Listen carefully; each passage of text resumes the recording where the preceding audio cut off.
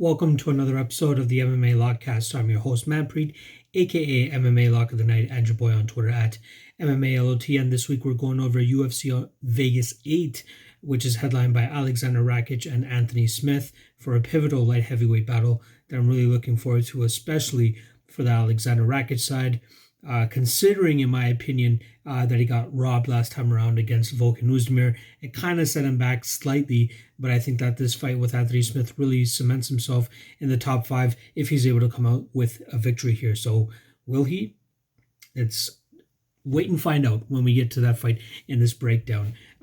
Just a note before we do actually start this episode, this will be an abbreviated version of what you guys are normally used to. I normally pre-record most of my breakdowns, or pretty much all of my breakdowns, and I drop them for the Patreon members as soon as I'm done recording them. However, this is a little bit different of a week. I am out visiting the in-laws. We drove 30 hours from Toronto out here to Saskatchewan. It's pretty much the last opportunity that we'll get this year to actually come see them. So I was more than happy to make the trek out here, spend quality time with them, while still working my 9 to 5, while still updating the tape index and attempting to get my tape study in. However, the internet out here, probably not the greatest, being in the middle of nowhere. So I did make do with what I could, tried studying the fights that I want to make a bet on as best as I can. And it is going to be a smaller card in terms of how many bets I actually have on this card. But either way, there's a lot of juice on this card. So maybe it's better to keep the card light rather than trying to dig in and try to find as many underdogs as possible. But regardless, I wanted to put out an episode for you guys. You guys have been killing it, and I've been killing it too. I mean, we got 8 straight winning events. I'm very, very happy about that. My record is 9, so I hope to tie that this weekend with a W, and then break it next weekend with the next event. So that would be freaking awesome if I'm able to pull that off. But I can't do it without you guys. I greatly appreciate all the patrons that have hopped on. For that $5 a month, it's more than a steal considering the amount of money that we've been able to make over the past 8 events. The early breakdowns or early access to the breakdowns, obviously besides this week due to the asterisk around it, but also including the best bets and props article. I'll still be dropping that for the patrons. Again, maybe not the most in depth compared to the previous weeks, but I'm doing my best given what I've been given for this week. And lastly, I just want to give a shout out to all the subscribers on YouTube as well. We cracked the 1K mark. I'm not sure if it was last week or even between the last couple episodes, but I'm very, very appreciative and very, very grateful for everybody that hit that subscribe button. You guys, your boys, finally a part of the YouTube Pay partnership, and that's always been a goal of mine since I started doing this podcasting thing. So it was a great honor of mine to actually hit that mark and continuously provide you guys with content on a weekly basis, whether it's my MMA Lockcast or it's the combative stories that I do with Tony, or if it's the deciding splits that we do as well too. So as time starts to free up, as I start to create more revenue streams for myself, I hope to, loosen the chains of the 9 to 5 so I can provide more content on this YouTube channel, more betting advice, more prediction advice, all that type of stuff. I really hope to bring that to you guys. It all comes down to the results, and the results have been killing it as of late, and I hope to continue that trend moving forward. All right, now that we got that house cleaning stuff out of the way, let's go over my last event, which was UFC Vegas 7, where we had another winning event, plus 4.54 units. Very, very happy about that. Let's go, bet by bet, and let's break it down for you guys real quick. So let's start off with my dog of the night play, which was originally, it was supposed to be OSP. I had 1.5 units at plus 108. However, OSP tests positive for the Rona. He gets pulled out. In steps the Dwight Grant Daniel Rodriguez fight, which was also a late notice fight due to I believe it was Takashi Sato, and can't remember who Dwight Grant was supposed to fight, but both those guys, their opponents pulled out, and luckily enough, Grant and Rodriguez were in the same weight class, so they were able to pull off that fight And it was a banger for as long as it lasted. It was very entertaining. It's unfortunate that Pedro Munoz and Frankie Edgar had the full 5 rounds to go out there and put on a very impressive fight. Otherwise, I think Grant and Rodriguez probably would have got fight of the night, even though that fight only lasted 1 round. So the bet was under 2.5 rounds. Plus 151. I thought that was an absurd line, considering that both guys are very, very technical, well, not technical, but powerful strikers. They go out there, they swing bombs. Dwight Grant, obviously, yeah, he has gone to a couple of decisions in his last couple of fights, but I thought the matchup stylistically would have produced fireworks, and surely it did. Thankfully for the bookmakers, they give us 2.5 rounds and not 1.5, so I was even more confident. If it was at 1.5, I'd be a little bit more skeptical, I won't lie. But 2.5 rounds at plus 151, the only thing I regret is not going harder on it. So I'm happy to cash that, plus 2.26 units. Very, very happy about that. And then we'll talk about the losing bet. Probably should have gone with the singles here, but I parlayed Mizuki Inoue and Joe Selecki, 1 unit at plus 206. That's minus 1 unit. We'll start off with the winning side of that parlay first. Joe Selecki goes out there and looks amazing. A lot of people were honestly, come fight time, Joe Selecki ended up being the underdog, and I thought that was absolutely absurd. People are going out there and just thinking, okay, look at Hubbard, what he did to Max Roscoff. Look at what he was able to accomplish against Mark O. Madsen, even in a loss. In that 3rd round, it looks like he was going to go out there and possibly get the victory, and if there was one more round, he probably would have got the win. Joe Selecki is another monster. Joe Selecki has the wrestling and the jiu-jitsu to back it up, compared to Marco Madsen, who just had the wrestling, and he wasn't really able to go out there and implement his jiu-jitsu because Hubbard had a better gas tank and had decent submission defense. Max Roscoff, we know that guy's not a UFC level fighter. He was just all hype, was going in there and smoking cans, and then gets that call up to the UFC on short notice, and then gets exposed for the fraud he is. And then Joe Selecki, you cannot be lumping him in there with the likes of those other two. Maybe Marco Madsen, but Marco Madsen has a lot of work to do when it comes to the jiu-jitsu realm, at least in my opinion. Joe Selecki is a much better jiu-jitsu player than those last two guys, and he is a fighter. Let's not forget about that. He's a fighter. So, good win for Selecki there. I wish I played him straight instead of parlaying with Inoue. I got a little bit greedy there. So let's go over to Inoue. Bad read on my end. I was putting a little bit too much emphasis on Lemos and her crappy gas tank that she showed against Leslie Smith. Since she's come down to 115 now, she's looked a lot better. She looks in way better shape. And her gas tank kind of held up. She has a lot of heat and power behind her punches, and it was really able to show against Inoue, who was looking more so to pitter-patter and kind of just push Lemos up against the cage with not much damage. Hence, Lemos's damage was able to sway the judges a little bit more. So, solid win for Lemos there. Shout out to all the Lemos dog bettors there as well, too. Good spot for you guys. So, it's minus 1 unit there. And then lastly, we had the lock of the night play. We had Mike Rodriguez and Marcin Prachnio under 1.5 rounds. Very, very happy to cash that. Minus 122. Y'all are giving me minus 122 on guys that have questionable durability and have massive power. Crazy that it was under 1.5. Crazy. Crazy was minus 122. I was expecting that closer to be like minus 160, minus 175. But I'll take it. I don't know if people are thinking that they're going to go out there and be a little bit more skeptical and hesitant to go throw bombs, but Mike Rodriguez just puts it on Prachnio, lands beautiful elbows, drops Prachnio, and finishes with ground and pound. Very, very happy to cash that for plus 3.28 units. And all in all, we finish off plus 4.54 units on UFC Vegas 7 for a 70% return on investment. Very, very happy to hit that solid event. And again, the streak freaking continues. Plus 4.54 units last time, plus 2.57 units before that, plus 6.45 units before that, plus 6.37 units before that, plus 7.23 units before that. We were just killing it.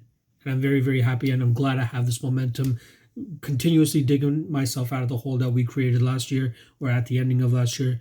And we're going to keep it going. The UFC has said that they're going to have a pretty much UFC event every weekend from here to the end of the calendar year. And I'm very, very happy about that, because we can just keep working, keep grinding, and hopefully continue to rack up these units and build that bankroll. So this weekend, UFC on Vegas 8, Again, headlined by Alexander Rakic versus Anthony Smith. Very, very pivotal fight in that light heavyweight division, especially now that it's pretty much wide open with John Jones vacating the belt and saying that he has plans to go up to heavyweight. So that leaves a lot of interesting moving pieces that we have at the top of that light heavyweight division. You got Thiago Santos fighting Glover Teixeira coming up. You got this fight. You got Jan Blachowicz fighting Dominic Reyes for the actual title. And there's a couple other guys, Magomed Ankalaev, who also fights later or earlier in this card, that could make a stake for that top 10 or top 5, top 10 spot with the dominant victory over Yeon Cutelaba. Even Cutelaba, if he goes out there and upsets Ankalaev, he establishes himself within that top 7 range. So a lot of these guys are, it's a moving and shaking next couple months for the light heavyweight division, and I'm very excited to see this one with Rakic, who has been a highly touted prospect, at least in my eyes, since he came into the UFC, especially with that beautiful performance he had against Justin Ledet. But I do have high hopes, and I do think he has a high ceiling. Other notable fights on the card, we got Robbie Lawler, the ruthless one, coming back. A bit of a short notice fight. Neil Magny, I believe, was actually supposed to fight Jeff Neal first. Jeff Neal pulls out due to some sort of health complications that he had. And I was very surprised to see Robbie Lawler to be the one that actually steps in to take this fight. Tough fight for him. Other notables, we got Ricardo Lamas. He was actually supposed to fight Ryan Hall on this card. That fight falls through due to an undisclosed injury to Ryan Hall. And now Ricardo Lamas is fighting newcomer Bill Algeo. Other notable fights, like I said, Magomed Ankalaev versus Yeon Cutelaba. Very, very intrigued about that. Emily Whitmire versus Polyana Viana is a dark horse fight. A lot of people aren't really excited for the women's MMA fights, but your boy is. Trust me. I really like Whitmire and Viana. That's a fun fight. Chirico versus Cummings is a sneaky good fight. Aguilera versus Brady is a great fight too. Alexa Grasso coming back as well. That's a great fight. And then a very notable one, Impa Kasanganay, just got a contract on Dana White's Contender Series. If it wasn't, I believe it was a week ago or 2 weeks ago. So he's making a very quick turnaround to come back and fight Maki Pitolo. So that should be a fun fight. So let's get into these breakdowns. Again, different from the most recent podcast that you guys have been getting. This is kind of an ode to the old school version of the MMA Lockcast, where I'll just sit down and bang all these fights out in one go, and that's pretty much what I'm intending on doing here. So let's get right into the card. I'm not even going to waste too much more of your time here. So let's start off at the bottom of the card. We got Sean Brady 12-0 against Christian Aguilera. Minus 410 for Sean Brady, plus 330 for Christian Aguilera, and the over-under we got over 2.5 is minus 145, under 2.5 is plus 125. I like Sean Brady here. I'll just come out and say it. I was a little bit of a skeptic of his coming into the UFC. I can't remember. I believe I took a small shot on Court McGee, as I thought that McGee's his experience, his UFC experience, his grinding ability, his gas tank would be able to give Sean Brady problems. However, Sean Brady passes that test with flying colors, beats him in a unanimous decision, and then he comes back and beats Ismail Nardiev via decision as well. The guy's a small, compact fighter that likes to throw bombs in his shots, solid leg kicks, solid striking, solid wrestling as well too. But his main thing is kind of overwhelming fighters with his power. His lunging hooks, his blitzing attacks, it really stifles fighters, and it really kind of like gets them questioning, all right, should I be, moving forward? Should I be throwing a strike? Should I be waiting to counter? Either way, you're going to be getting hit with a pretty massive bomb by Sean Brady regardless. Christian Aguilera, on the other hand, he's a guy that I actually faded last time around with Anthony Ivy, and that was probably the last time I will ever bet on a debuting fighter, no matter the circumstances. Christian Aguilera goes out there and finishes Anthony Ivy within a minute of the first round, catches Ivy and just does not let up. I thought Ivy's path to victory in that fight was pretty much to take this fight to the ground, try to grind out Aguilera and possibly open up a submission later in the fight. However, we didn't even get past the 1 minute mark, so we have no idea how that would have played out. And if my prediction was even close to coming to fruition, Christian Aguilera goes out there and just shuts that shit down. Aguilera, not impressed with him, which is why I faded him last time around. Am I willing to fade him at minus 410 here with Sean Brady? Probably not. However, I do like the inside the distance for Sean Brady, as I do think that as this fight wears on, it's going to get tougher and tougher for Aguilera to, one, find his shots, two, avoid the big strikes of Sean Brady, and three, I don't think his gas tank will be able to hold up here against Sean Brady's relenting attack and forward moving pace that he brings to every single fight. So minus 410, a little bit too juicy in my opinion. The in the distance is probably the spot that you want to look at. If you're betting Sean Brady plus 155, not too bad of a price in my opinion. I think Brady is definitely the much better fighter here. I think his shots will be too much. I think whatever Aguilera throws at him in terms of a striking or at least power, I think he won't be able to land clean enough on Brady to be able to really cause too much trouble there. So I do like Sean Brady to win that fight. I'll take him to win by second round TKO. I think he does catch Aguilera after Aguilera starts to gas a little bit, and he follows up with the TKO victory. Next up, we got Polyana Viana versus Emily Whitmire. Minus 150 on Whitmire, plus 130 on Polyana Viana. Both girls are kind of finishers, and that's weird to see in women's MMA because more often than not, you see people going out there and betting the over 2.5, and more often than not, I think long term that probably works out for them. However, I think both of these women are more so finishers than other women. Let's just talk about Whitmire's last 5 fights, including, let's go back to the last 6 fights since the Ultimate Fighter. You got 1, 2, 3, 4, 5 finishes in 6 fights. That's her getting finished or getting the finish. And then you got Polyana Viana on the other hand, 10-4. And let's look at her last 6 fights. She has 1, 2, 3, 4 out of 6 were finishes. 2 of those her finishing, and 2 of those her getting finished. So I do like, I do side a little bit more so with Polyana Viana. And yeah, she has been a little bit of a bust coming into the UFC here. She is only 1-3, losses to JJ Aldrich, a loss to Hannah Cifers, and that's where I believe a lot of people start to write her off. And then obviously she got armbarred by Veronica Macedo back in August. I think people are getting a little bit ahead of themselves with Emily Whitmire, and I do think that it comes down to recency bias here. I'm not trying to completely shit on Emily Whitmire here, but I do think that Polyana Viana has the overall better jiu-jitsu, and I do believe we'll see this fight, come down to the jiu-jitsu realm, and both girls are going to be throwing up submissions. And yeah, again, Viana does have that submission loss to Veronica Macedo, but I do think that Whitmire doesn't have as much to offer offensively than Polyana Viana. So I do like Viana to win this fight. Again, I do expect it to play out in the grappling realm for the most part. And at a certain point, one of these ladies are going to slip up, and there will be a submission that presents itself. I believe it will be Viana that is going to be successful in snatching up that submission. However, I don't feel comfortable playing her at that plus 130 line. That plus 165 under 2.5. Just saying, if you're just listening to the audio version of this, I gave the camera a very, very interesting look. Just saying that. Plus 165 under 2.5. Not bad. Just saying, not bad. That's a decent price to take a shot on for girls that are known to either finish or get finished. So yeah, I'm going to side with Polyana Viana there to get the submission probably in the first round. I could see these girls going, kind of bat out of a hell type of style.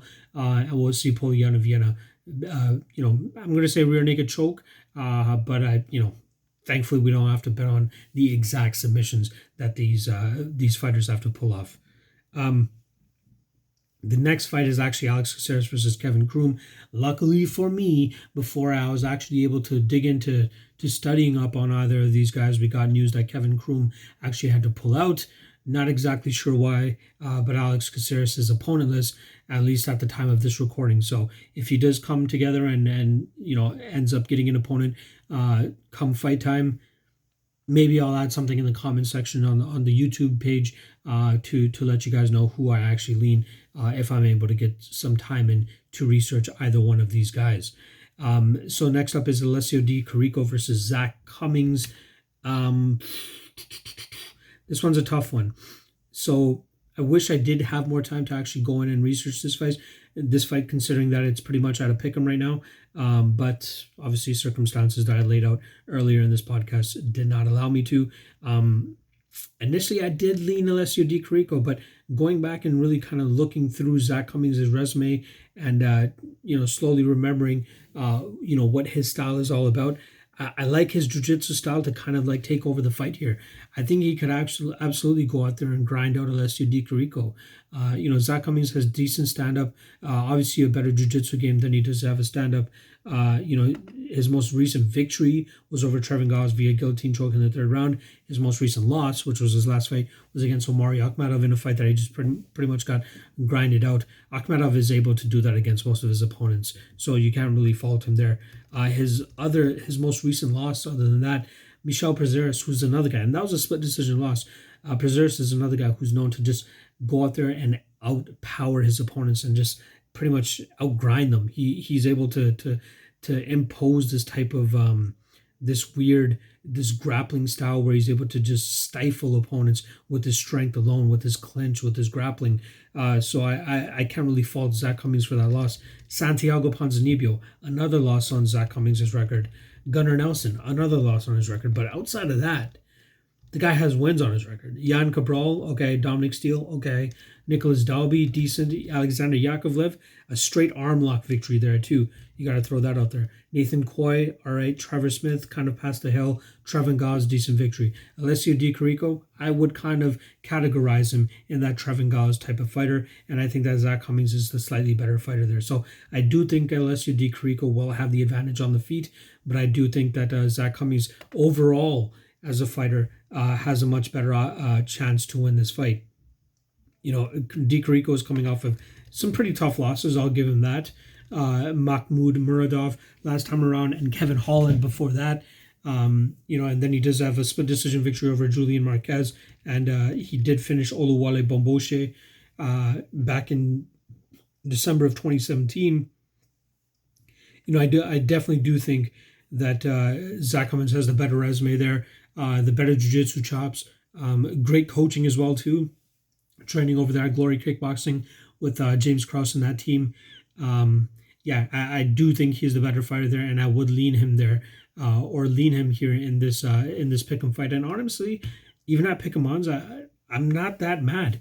It seems like the money is slowly coming in on Di Chirico actually, so I wouldn't mind a small play on Zach Cummings is not the worst thing. I do think he has, again, like I said, I believe he has overall better chops. I do think he has the ability to get this fight to the ground to really get his game going. So I do like Cummings to win this fight. I don't know if it will be by decision or submission, but I do like him to win this fight. And again, at pick'em odds, I think it's intriguing enough to take a shot on him there. So I'm going to go with Zach Cummings to win this fight via decision. Next up, we got Mallory Martin versus Hannah Cifers. We got minus 325 on Mallory Martin, plus 265 on Hannah Cifers. And first and foremost, shout out to Hannah Cifers' manager. Taking tough fights after tough fights, but keeping her active this year. Let's just count up how many fights Hannah Cifers has this year, even though she's lost pretty much every single one of them. In 2020, in January, she lost to Angela Hill. In May, she lost to Mackenzie Dern. And then just recently in June, she lost to Maria Agapova. And now here she is at the end of August, taking on Mallory Martin.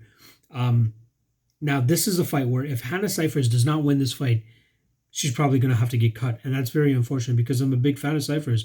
She brings her every time she fights. She does not look like a fighter, but she fights like a fighter. Maybe, questionable fight IQ considering that Mackenzie Dern lost where, she was doing a really good job in terms of keeping this fight on the feet and really beating up Mackenzie Dern on the feet in the clinch positions. But for some goddamn reason decided to, in a position where she was able to completely disengage from a ground and jiu-jitsu battle, she somehow sticks around there. Mackenzie Dern, snatches up her leg, trips her, and the knee bars her. Got to be the worst beat by far. Lead the minute or whatever it was, 2.5 minutes leading up to that knee bar, Hannah Cifers was doing very, very well, considering that she was like a plus 300 underdog. You know what I mean? So if she's able to shore up those fight IQ, those those gaffes and those flaws, she could be a little bit of an issue. You know what I mean? Like, and pun definitely intended. She's a small girl, but she packs a lot of heat. She has good leg kicks. She has good power in her hands. She has decent jiu-jitsu. It could definitely use a little bit of work, but she throws with a lot of power. And if she's able to keep this fight on the feet against Mallory Martin, she could absolutely make it a very, very difficult fight for Martin. Martin wants to get this fight to the ground. That's where she's going to be able to be most effective. You know, she is the girlfriend, I'm hoping and presuming still, of Deron Wynn, who's a very high-level wrestler himself. But if you go back and look at most of Mallory Martin's fights, that's her best path to victory, is getting fights to the ground and looking for submissions, looking for ways to get her opponents out of there, whether it's ground and pound or submission, like I was saying. 6-3 is Mallory Martin. You know, she has ground and pound, rear naked choke, ground and pound. Those are her victories, and she's lost to Macy Barber and Verna Jandiroba. Very unfortunate that she had to fight Jandiroba in her first UFC fight, but here she gets a little bit more of a favorable matchup against Hannah Cifers. But if she's not, like I said, if she's not able to get Cifers down, it could be a very interesting fight. I'm not willing to pay the juice on Martin here. I'm not sold on her yet. You know, she's 6-3. Let's not get ahead of ourselves. Why the hell is she minus 325? No. I know Hannah Cifers has lost 3 fights, but those 3 fights, she can make small little adjustments and she could possibly go out there and actually win those fights. The Agapova fight, I'll admit, she was outpowered there, you know, just completely outgunned in that fight. The Mackenzie Dern fight, that was a winnable fight for her, minus that one gaffe that she had in terms of engaging in the jiu-jitsu. And then the fight before that, Macy Barber, we all know Macy Barber she's legit. She's the truth. You know, say what you want about her losing to Roxanne Modafferi the way that she did. I think that Macy Barber is very, very talented. And we already seen that Macy Barber has beaten Mallory Martin. So, should Mallory Martin be a minus 325? No. Do not parlay her. You guys are lucky that I'm giving you this fucking wisdom. With that said, I'm not going out there and putting money on Hannah Cifers either. Who knows where her mental is at right now, coming off of 3 straight losses, and who knows what kind of shape she'll actually be in. You know, considering this is going to be her 4th fight in 8 months. You know, she might be burnt out at this point in time. But with that said, I'm not going out there and willing to find out whether Mallory Martin's going to be successful in getting the takedown and getting the victory in this fight at minus 325. Pass, please. With that said, I will take Mallory Martin to win this fight via decision. But yeah, way too juiced. Way too juiced, considering that, you know, Mallory Martin, in my opinion, is not a proven fighter yet. Again, very tough fight against Verna Jandiroba first time around. And obviously, you know, it showed. But yeah, I need to see a little bit more from Martin, especially at the UFC level, before I can go out there and, you know, even better bet her better than minus 150 or minus 200. So I will take her to win by decision, but I'm not the most confident in that bet. So be cautious. Next up, we got Maki Pitolo versus Impa Kasanganay. Like I said at the top of the show, Impa is coming in on very, very short notice. And Maki Pitolo too, kind of, because he just got choked out by Darren Stewart a couple of events ago. Let's just confirm this actually in terms of the timing for both of these guys. So we got Maki Pitolo, who just recently lost to Darren Stewart August 8th. And now here he comes in 3 weeks later against Impa Kasanganay. Impa, on the other hand, originally they were scheduled to fight on August 22nd this past weekend. That obviously didn't happen. I'm not entirely sure why.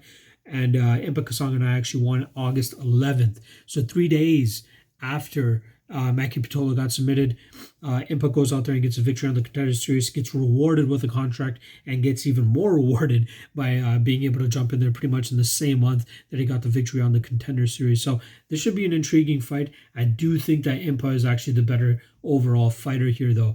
The fact that he's minus 125 to Maki Pitolo's plus 105 shows you all you need to know. You know, Coconut Bombs, that's a very fitting nickname for Maki Pitolo, as I believe that's usually his best path to victory against most of these guys. I did fade him when he fought Charles Byrd earlier in the year. Again, that's kind of what I believed. The one thing that I did overlook in that fight was Charles Byrd's horrible gas tank. Come that second round, that man was huffing and puffing, and it looked like, you know, if you just blew on him, he would have just fallen over. So luckily for Maki Pitolo, he's able to go out there and get his first UFC victory in that fight. But before that, we saw him get just was it Callan Potter? I believe it was Callan Potter that was able to outlast him and pretty much grind him out. Yeah, Callan Potter back at UFC 243. And then gets submitted by a striker in Darren Stewart in his most recent fight. Impa Kasanganay, in my opinion, is just way more well-rounded, has the better striking, will be the slightly longer fighter as well. A guy that's very driven too. You know, he had the Contender Series fight a couple times and came up short, and now finally in the UFC wants to make a statement. And I think this is a perfectly matched opponent for him to go out there and have a successful UFC debut. But you guys know me. I don't like to bet on UFC debuting fighters. So minus 125 is not that bad of a line, considering that talent-wise, I do think that Impa will have the better striking. He just needs to stay away from the power. And he could absolutely go out there and just wrestle fuck Maki Pitolo, in my opinion. If he takes this fight to the ground, I think he would have much success, later in the fight. But in that first round, he's got to be very cautious because, again, Coconut Bombs is the perfect nickname for Pitolo because he does throw with a lot of power. If he does land on Impa, it could be night for Impa. But if Impa, rolls with the punches, evades the shots as best as he can, gets this fight later into the rounds, he should be able to go out there and just wear on Pitolo and show an overall game where he's able to be the better fighter through and through. So I'm gonna take Impa Kasanganay to win this fight via decision, just through a complete grapple fucking clinch fest, where he's able to stay safe, avoid the big shots of Pitolo, and get the victory. Next up, we got Yeon Cutelaba versus Magomed Ankalaev. So these guys fought earlier this year, and unfortunately, the fight was stopped due to a great acting job from Yeon Cutelaba, where he was able to pretend that he was hurt and rocked from Ankalaev's shots, and it even fooled the referee. The referee goes out there and stops the fight, and Cutelaba immediately throws a tantrum saying, I am not hurt. I am trying to goat this guy into thinking that I'm hurt, so that I can counter him and then put his ass out. I highly doubt that we will see Yeon Cutelaba try to do that same shit this time around.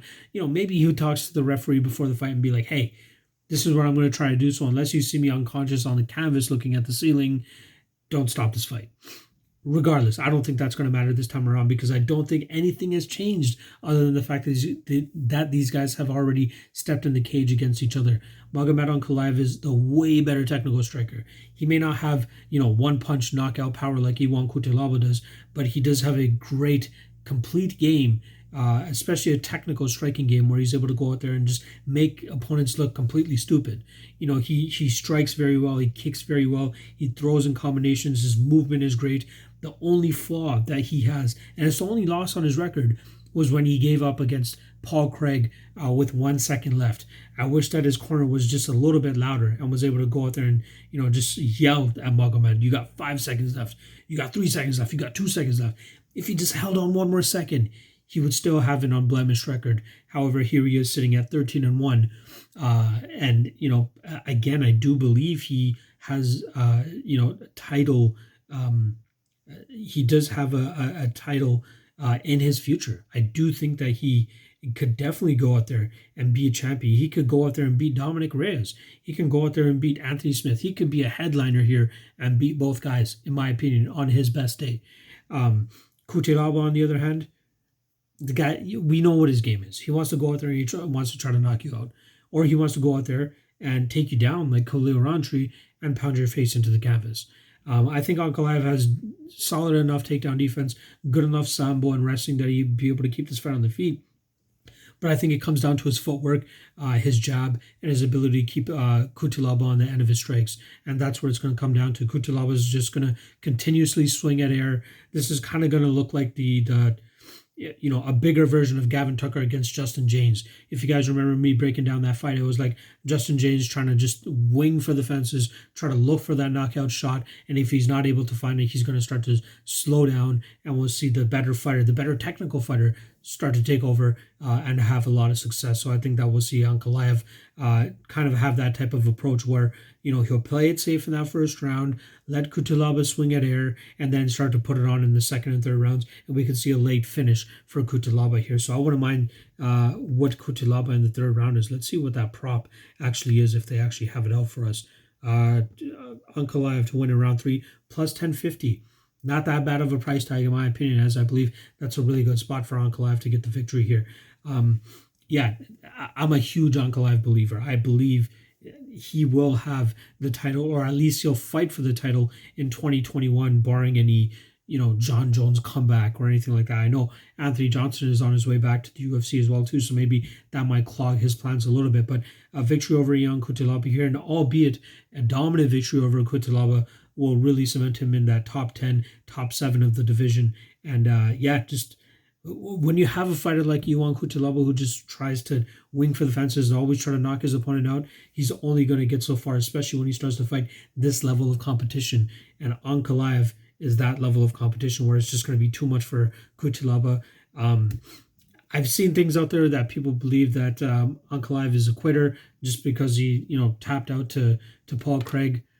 I think that's an outlier. I think that's an anomaly where it probably will never happen again, where we see Ankalaev, a little bit more aware. Maybe that was a good test for him, but I do believe he'll be able to evade all of the big shots of Yeon Cutelaba. He might get him once or twice, but I don't think it will be enough to really put him out or, allow Cutelaba to get the victory here. So I do like Ankalaev to win this fight. I do think he is the better fighter. And technically way more sound than Cutelaba here, who just always wants to go out there and get the knockout. I wouldn't be surprised to see Cutelaba actually try to take this fight to the ground or at least implement takedowns. But again, I do believe Magomed's wrestling and sambo will be enough defensively to allow him to keep this fight on the feet and implement his striking game. So I'm going with I'm going with Ankalaev to win this fight via 3rd round KO. Next up, we got Ricardo Lamas versus Bill Algeo, the newcomer. Let's get the odds for you guys real quick. We got minus 290 on Ricardo Lamas and plus 245 on Bill Algeo. Let's start off with Ricardo Lamas, the vet of the UFC. He has plenty of fights under the UFC banner and the Zuffa banner as well too, if you guys want to go back to the WEC days, and way, way higher level of competition than anything that Bill Algeo has faced in the past. So Ricardo Lamas is coming back after a 14-month layoff after he last got knocked out by Calvin Kattar in a fight where he was just completely outmatched on the feet. Lamas will probably be the first one to admit that, where he was absolutely outgunned on the feet. His only chance to really winning that fight was getting that fight to the ground consistently and often, and possibly pulling off a submission of some sort, but he was not even able to do that. Kattar is just too good, and you can't really blame him for that. But outside of that, I think at 38 years old, Ricardo Lamas still has a lot to offer to the game, especially against some of these newcomers that are coming into the game thinking that they can go in there and just derail a UFC veteran who may not be ranked in the top 15 at this point in time, but I still think has a lot to give and offer in this featherweight division. Lamas has good kickboxing, decent power, solid jiu-jitsu, and an even stronger wrestling game. So I think that's going to be very important for him to implement in this fight against Bill Algeo. Algeo, on the other hand, not that impressed. I looked a little bit deeper into his record. Some of the guys that he's fought, kind of sketchy. The most recent guy that he fought was Tim Dooling, who was actually a rematch of a fight where he fought him, I believe, 2 or 3 years ago. And get this. When he fought Tim Dooling the first time, Tim came in 7-3. Second time he fights Tim Dooling comes in 9-7. That just goes to show you that Tim Dooling went 2-4 since the last time that they fought. Why the hell are you fighting this guy again? No idea. I don't understand why people are, why the UFC even went out there and signed a guy like Algeo. I know it's short notice and all that type of stuff, but I'm sure there are other featherweights out there that are willing to take this test against Ricardo Lamas compared to a guy who's just coming off of one victory. I have a lot of problems with Algeo for some reason, and I think it's the Instagram thing that kind of pissed me off the most. If you guys follow me on Twitter, I tweeted it out earlier this week, Bill Algeo's bio of his Instagram. He has it listed as UFC contender. What? Huh? You fought on the Contender Series and you lost. Huh? UFC fighter is the better bio that you should be putting on your Instagram. Don't put UFC contender. You go out there and beat Ricardo Lamas, then you're a UFC contender. Then I will give you the go ahead and the green light to use contender in your UFC bio or your Instagram bio. Don't go out there and try to get these chicks all confused. Like, oh, he's a contender. He's important in the UFC. No, not yet. Chill out, dude. And he's probably not going to pass his test against Ricardo Lamas. So let's talk about his actual fighting style. Keeps his hands down, a little bit more confident than he should be. Even in both of those Tim Dueling fights, for some reason he goes out there and thinks he's like Cody Garbrandt or something, where like Tim Dueling throws a leg kick and it barely, it just misses Algeo, and Algeo does the whole like, oh, where did it go? Where were you fucking aiming? I don't understand that. I don't get it. But when you have such a skill discrepancy with your opponent, I guess you can be that cocky and that confident. But we don't see him that cocky and confident against other opponents who are able to push him a little bit more. Brendan Loughnane, in that Contender Series fight, Loughnane did a really good job in terms of keeping the fight on the feet and then absolutely outstriking Bill Algeo. Scott Heckerman, hold on, sorry, I just want to get that name right. Scott Heckman. So that was his fourth last fight. And like I said, when I start to dig deeper into Algeo's record and his past opponents' records, not the most impressive. Like I said, Tim Dueling, 9-7. John De Jesus, 10-6. James Gonzalez, 4-2. Tim Dueling again, 7-3. Jeff Lentz, 11-4, not bad. Anthony Terrell, 5-1, not bad. 2-0. Mike Pope, when he already had 6 fights into that. 8-5. Joel Roberts. Either way, the losses that he has, Brendan Loughnane on the Contender Series, Jared Gordon, and Shane Burgos. Just showing you when he goes out there and fights legitimate competition, he's not able to rise to the occasion and get these victories. Going back to the Scott Heckman fight, 27-8. I'm like, okay, that's a solid opponent, right? Let's look at Scott Heckman now. So 27-8, but let me load up this page and break it down for you guys a little bit more. So he's a shorter fighter, 5'6", 65-inch reach, fighting at featherweight. So already, Bill Algeo has a 6-inch height advantage on him. So he's able to keep him on the outside, seemingly, and outstrike him from there. So let's look through Scott Heckman's record. Most recently, Jesse Stern, 8-2, decent. 6-2, Ryan Cafaro. 15-6, Jay Haas. 6-8, Myron Baker. 7-7, Robert Sullivan. 7-6, Robert Sullivan. Back-to-back fights against Robert Sullivan for some goddamn reason. 7-19, Steve McCabe. 5-7, Ruben War. Jay Haas again, 15-15. Justin Dalton, 5-10. Like, Scott Heckman has just made a record of 27-8 fighting complete cans. So obviously it looks good on Bill Algeo's record, but if you look at that, that's a little bit sketchy. But not just the records. Like, I'm not trying to go out here and wiki cap these fights. When you look at that Scott Heckman fight, Heckman had a lot of success in that first round, implementing his wrestling, getting in on Bill Algeo, getting those takedowns, and doing decent from on top. And yeah, Algeo was able to get back to his feet, but that's because Scott Heckman starts to gas a little bit. You see him start huffing and puffing. You see him start, gasping for air. The guy starts to, lose his gas tank, and that's where Algeo starts to take over. With that said, Algeo doesn't have the greatest gas tank himself. If you see the third rounds that he's been in, sucking wind, not really able to have the output that is needed to have or to go out there and get victories. Very, very sketchy. I don't know. I'm just a little bit turned off by the guy, and I think it was the UFC contender thing that he has on his Instagram. But regardless, I don't think he passes this test against Ricardo Lamas, as I do believe that Lamas will have the better gas tank to go out there and implement a type of game plan that Scott Heckman was successful in that first round. But we'll see it over 3 rounds and possibly over 2, because we'll see Ricardo Lamas pull off, whether it's a submission or a knockout of some sort. I do believe that it will be closer to a submission. And we can see Ricardo Lamas pull off, let's say, a dart stroke or something. But I do think that this is too high of a level for Bill Algeo to be fighting in his first fight in the UFC. He has 17 fights. That's pretty much just as much as Ricardo Lamas has had in the UFC. You know what? I want to absolutely fact check that before I talk out of my ass to confirm how many UFC fights Ricardo Lamas actually has. And we can even lump in WEC, because the UFC obviously didn't have the featherweight division until they merged with the UFC. So since WEC 39, which is 2009, 2009. 1, 2, 3, 4, 5, 6, 7, 8, 9, 10, 11, 12, 13, 14, 15, 16, 17, 18, 19, 20, 21, 22 fights in Zuffa. And his first one, WEC, in 2009.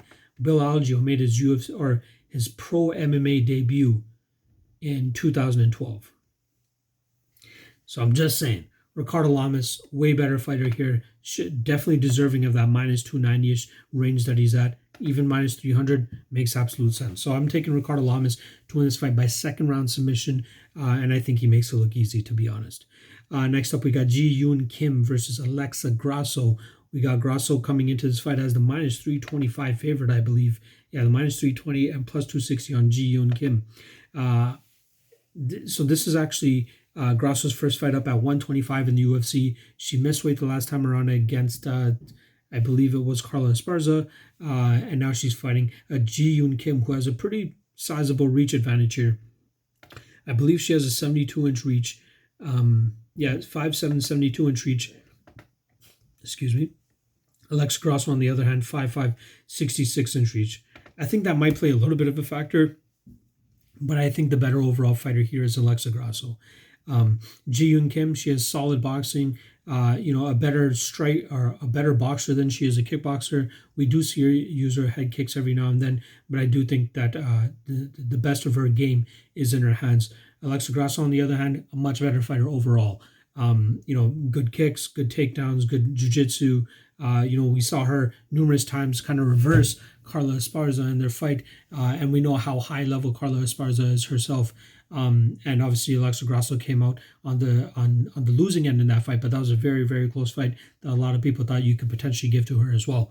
I just think that Grasso's forward movement, her more versatile offensive approach will be the better catalyst here to get the judges' nod. However, I could see it playing out slightly close because Kim, she does have a little bit of a mean streak about her, and if she's able to kind of put the foot on the pedal a little bit, it could make the fight closer than the minus 320 suggests for Alexa Grasso.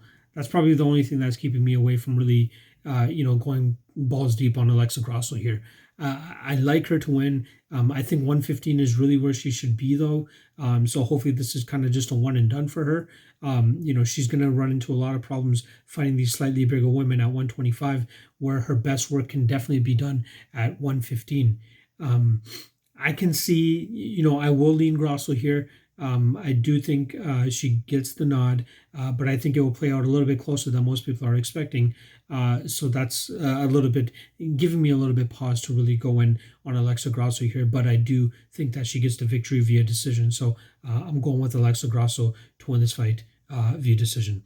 Co-main event time, we got Robbie Lawler jumping in on short notice against Neil Magny. Magny was originally supposed to fight Jeff Neal. Jeff Neal falls ill, has some weird health condition or something like that, nearly dies. Thankfully, he's on the road to recovery and he's good to go. But unfortunately for Neil Magny, he has to take on the ruthless one, Robbie Lawler. We got minus 235 on Neil Magny, plus 195 on Robbie Lawler. Magny, I think most recently is coming off an upset victory over Li Jingliang. That was a fight where I actually picked Neil Magny to win that fight. It was against Anthony Rocco Martin. Solid victory for him there, but I do believe I bet on him when he fought Li Jingliang. But Neil Magny's slowly starting to seem like he's coming back into his own. We had a high ceiling for him coming off the Ultimate Fighter, but at 33 years old, he's slowly starting to come back.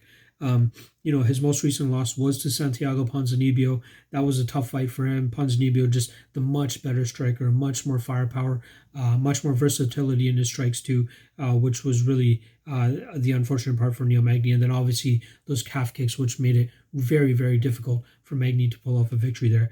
But in the Jingliang fight and the Anthony Rocco Martin fights, we saw him really implement his grappling, implement his clinch, implement his power and his strength. He's a very, deceivingly strong fighter, given how tall he is, how much reach he has, and just how big his torso is. He has toothpick legs, but his torso is just massive and wide.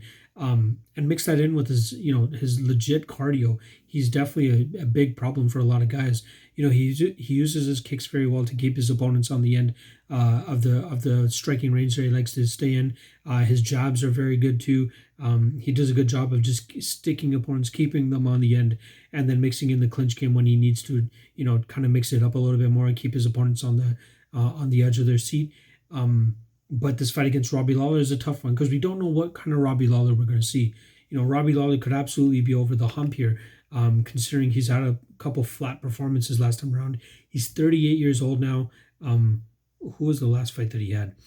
He's on a 3-fight skid, but that, decent 3-fight skid. You got RDA, that was in 2017. Then he comes back and fights Ben Askren, and that was a weird fight because he was close to winning that fight. Let's not forget about that. And then there was like the phantom tap or the phantom going out of Robbie Lawler against Ben Askren. And then lastly, he lost to Colby Covington, who was just a very tough matchup for pretty much anyone in the division outside of Kamaru Usman. Neil Magny could go out there and put on a bit of a similar performance to Colby. Obviously not as much output, but he could definitely stay busy enough and mixing grappling and wrestling enough to keep Robbie Lawler on his toes. And Robbie Lawler just really likes to throw to try to end the fight as much as he can. There's just too many question marks in terms of what kind of Robbie Lawler we'll see. He's trained by Henry Hooft. He's trained down there at Sanford MMA. A lot of good training partners and a lot of good, smart guys too. You could see him absolutely have success in terms of launching leg kicks. What if he goes out there and has a leg kick heavy approach against Neil Magny, which we've seen be his kryptonite in the past?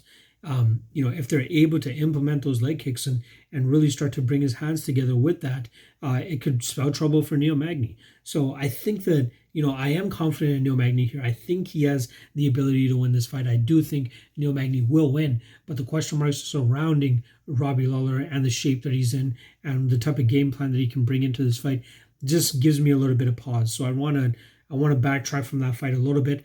I do think Neil Magny should be favored. Should he be favored at minus 235?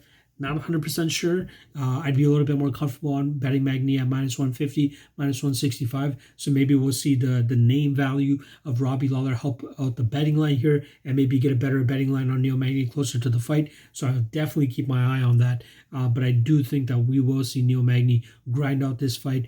Have a textbook performance, going out there and keeping Robbie Lawler on the end of his shots, using his teep to stifle the forward movement of Robbie Lawler, and then start to engage in the clinch and start to initiate takedowns when it's needed to really slow down Robbie Lawler. What I want to see from Neil Magny, though, is to keep a high pressure and a high pace from the get-go.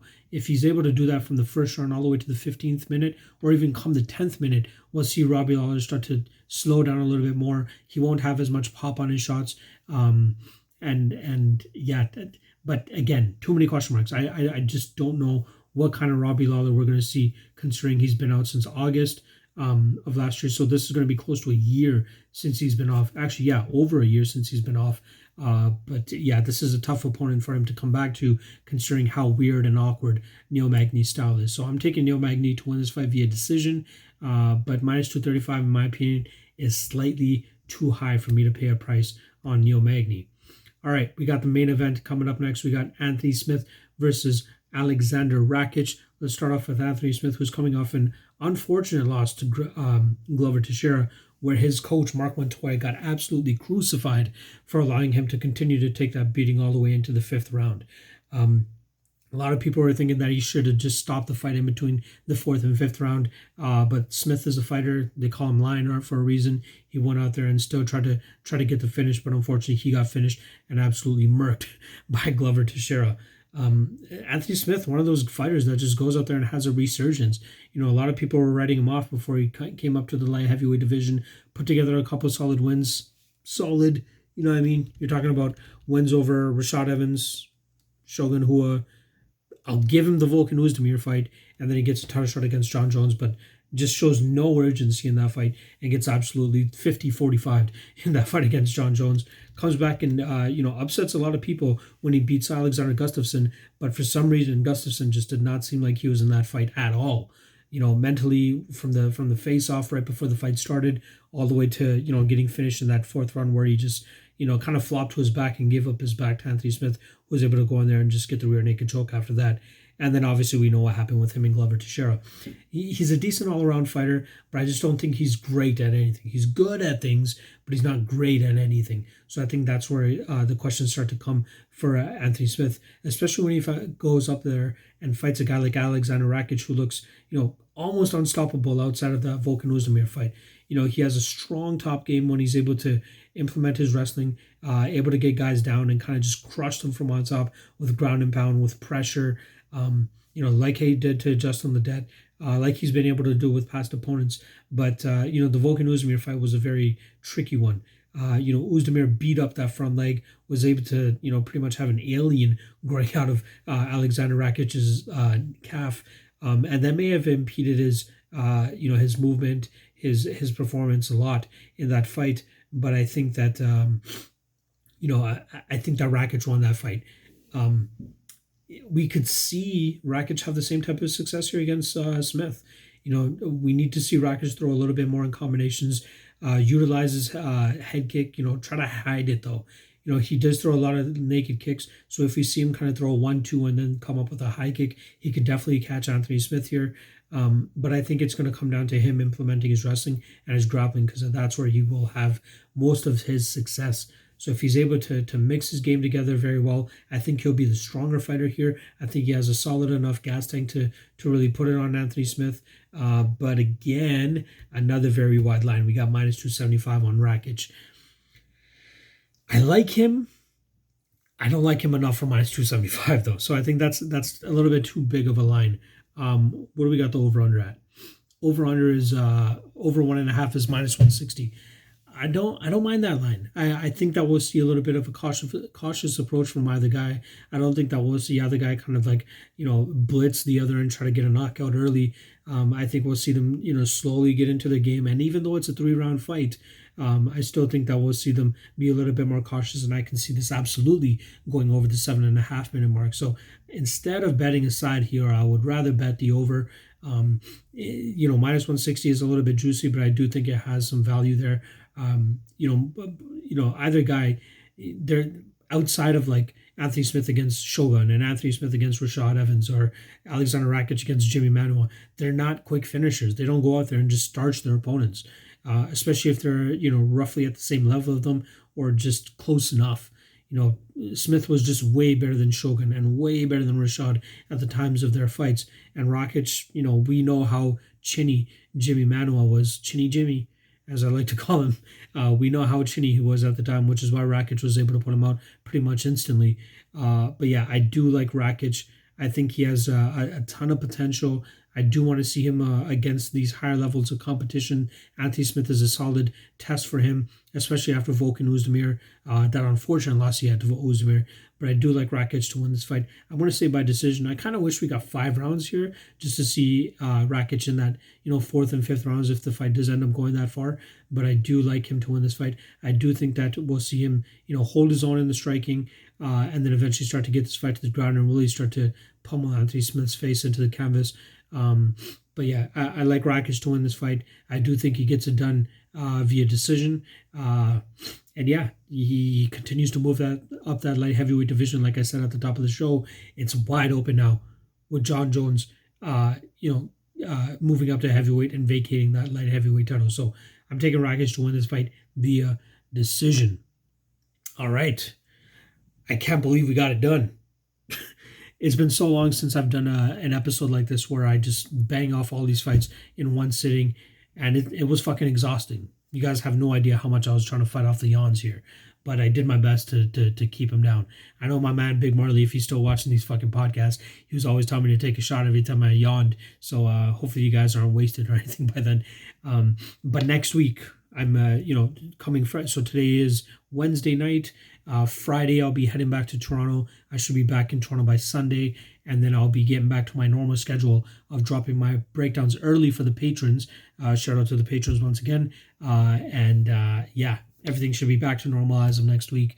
Apologize again for the late drop on this.